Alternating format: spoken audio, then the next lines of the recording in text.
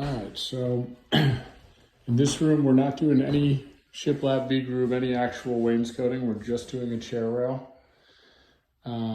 We've got a bed going on this wall with these two wall sconces, and the client wants the chair rail underneath those. So first thing I did was grab my laser. This ended up being a pretty good height, keeping things simple.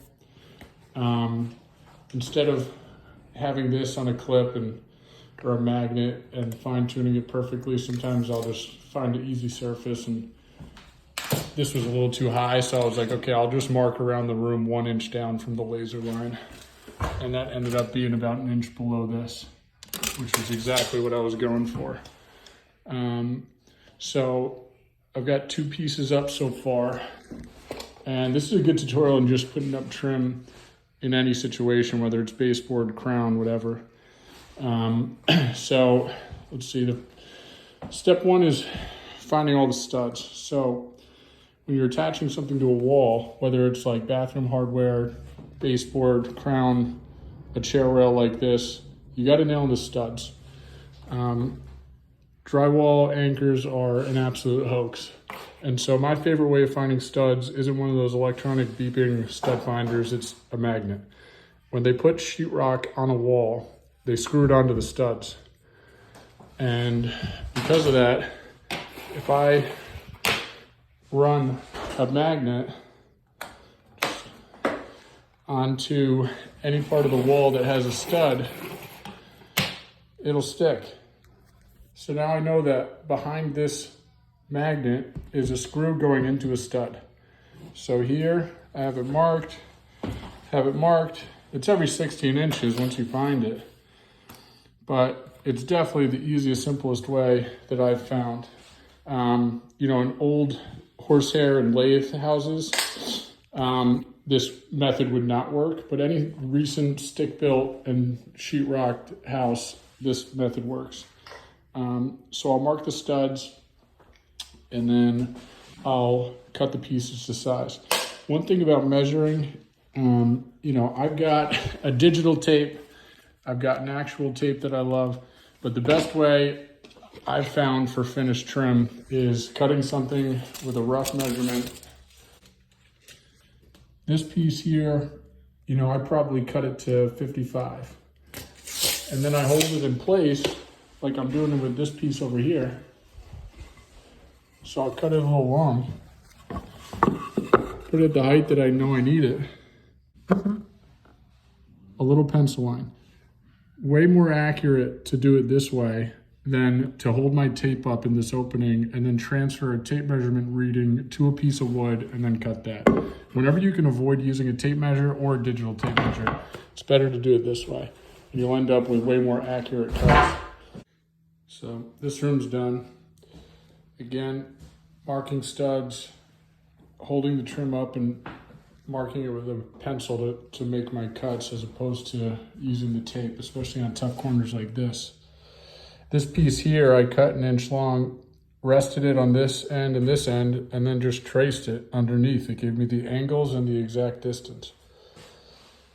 And then when you get to smaller pieces like here, and then especially really small pieces, like these inside corners, that inside corner, always put those in first. They're already at a risk of breaking when you nail them in. So I use a brad nailer and put some PL on the back, put them in there gently, round the back edges, because the existing caulk is gonna make it tough to get it in there snug. And then do the longer pieces that butt up against them. Outside corner here, another inside corner there. And this will all be, fresh coat of paint on the whole room and the crown and everything. So it'll just add some detail to the room. Now going over here, these are the rooms that we put the actual V-groove sheets as wainscoting.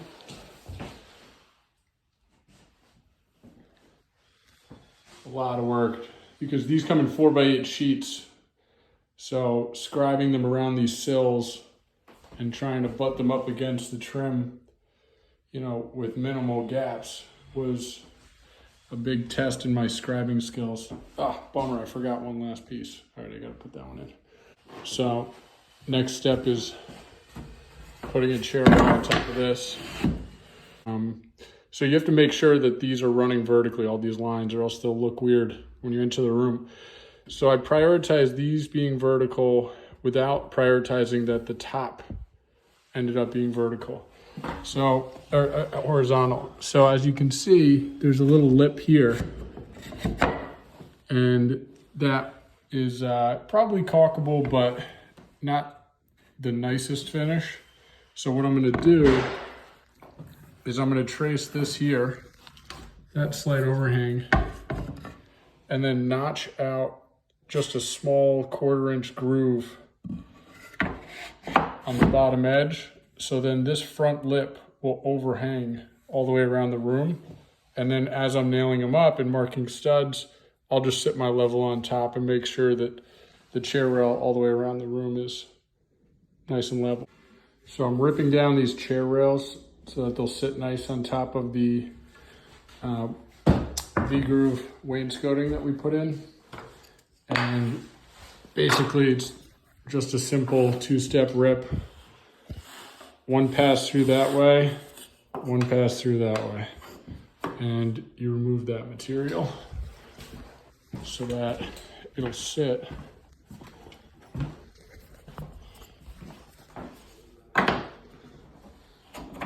nicely there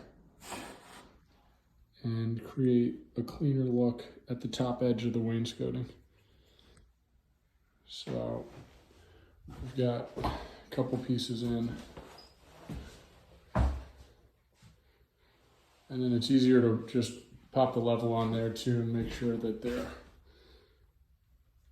perfectly level. You can see a little piece here I put in first, just a little bead of PL on the back. It's in there really tight. Round it off the edges with the sander, and then I'll just bump a long piece right against there.